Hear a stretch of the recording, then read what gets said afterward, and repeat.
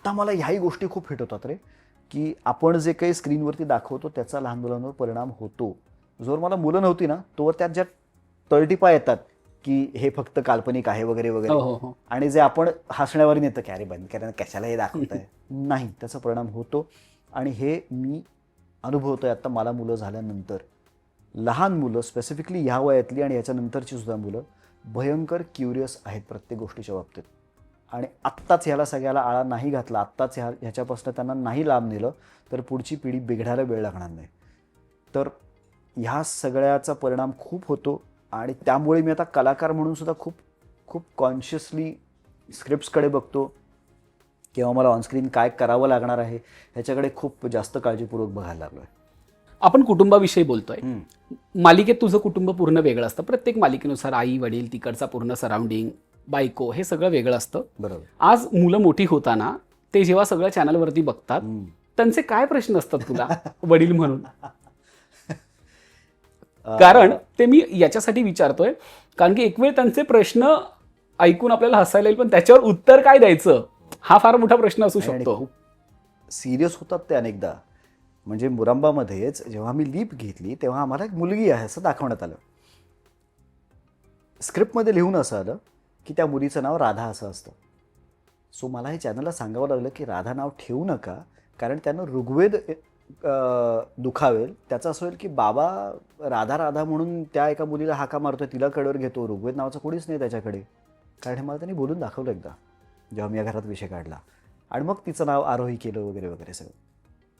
आता त्या पोस्टरमध्ये मी तिला कडेवर घेतलंय की मी तिचं लाड करतोय. तो मला म्हणायचा की बाबा सगळं ठीक आहे, पण ते पोस्टर बदलायला सांग, तू का घेतलंयस तिला कडेवर? ती नाही आहे ना तुझी मुलगी खरी खरी, मग तिला का घेतोस तू कडेवर? तिच्याशी का बोलतोस तू? इतका तो जेलस होतो या बाबतीत.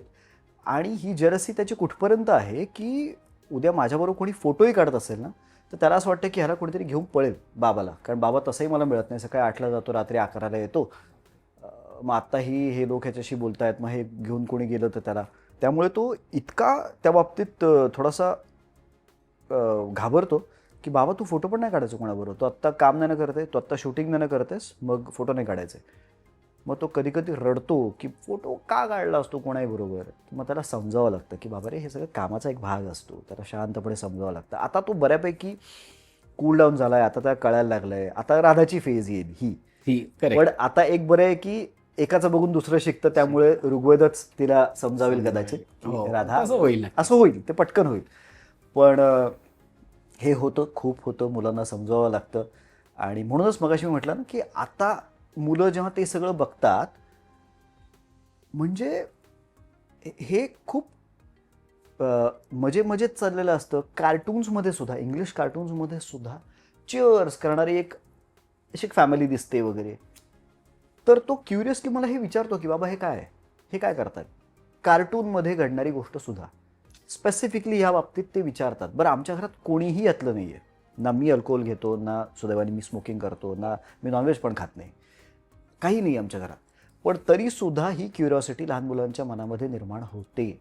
पण तुला त्याला समजावं लागलं का की आपलं कुटुंब वेगळं आहे, हे कुटुंब वेगळं आहे, हे जे सगळं चाललंय हे खोटं चाललंय? येस. हे म्हणजे आपण ओव्हरऑलच त्या मालिकेचा जो काही ग्राफ आहे त्याविषयी तुला त्याला कल्पना द्यावी लागली का? कारण की मी याच्यासाठी विचारतो, कारण अनेकांना असं माहीत नसतं की बाबा कलाकारांच्या घरात नेमकं मुलांना कसं सांगितलं जातं ह्या सगळ्याविषयी. कारण की अगदी आपण तू गावखेड्यात गेला तरी वयोवृद्ध माणसांना सुद्धा असं वाटत असतं की सिरियलमध्ये ते चाललंय ते खरं चाललंय. याचा अनुभव तुम्हालाही येत असेल.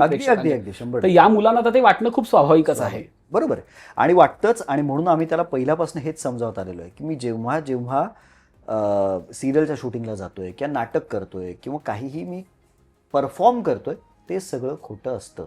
ह्यातलं काहीही खरं नाही. मग एखादी चेटकीण जरी बालनाटकातली असेल तरी ती खरी चेटकीण नाही, ती मेकअप केलेलं कोणीतरी आहे. मी उद्या अक्षय म्हणून एक पात्र करतो आहे, तो मी अक्षय आहे, तो शशांक नाही, हे त्याला समजावं लागलं. आणि हे सगळं जे काही करायचं असतं, जे काही तुला दिसतं, तू एखादी कार्टून फिल्म बघत असेल, तेही खोटं खोटं असतं, सगळं हे खोटं आहे. आणि आता त्याला ते इतकं फिक्स कळलेलं आहे की हे सगळं खोटं आहे. तर आता मला तो प्रत्येक वेळेला आम्ही कुठेही गेलो, हे सगळं खोटं आहे ना असं तो मला दरवेळेला विचारतो. त्यामुळे आता ते सोपं झालंय जरा, कळायला लागलं की आता हे खोटं आहे बाबा, की समजून कळायला लागलंय त्याला हे खोटं आहे. पण तरी सुद्धा काळजी घ्यावी लागते, हे मात्र निश्चित. कारण पुन्हा तेच रे, त्यांच्या क्युरिओसिटीज ह्या बरोबर ते निवडतातच की ह्याच्याबद्दल हिच्याबद्दल ह्या घटनेबद्दल आपल्याला विचारायचं आहे किंवा लक्षात ठेवायचं आहे. आणि चाइल्ड सायकोलॉजीचा हा खूप मोठा विषय आहे की त्या त्या वातावरणात त्यांना जाऊ नाही द्यायचं, नाही तर मग ते बरोबर क्युरियस होतात या बाबतीत.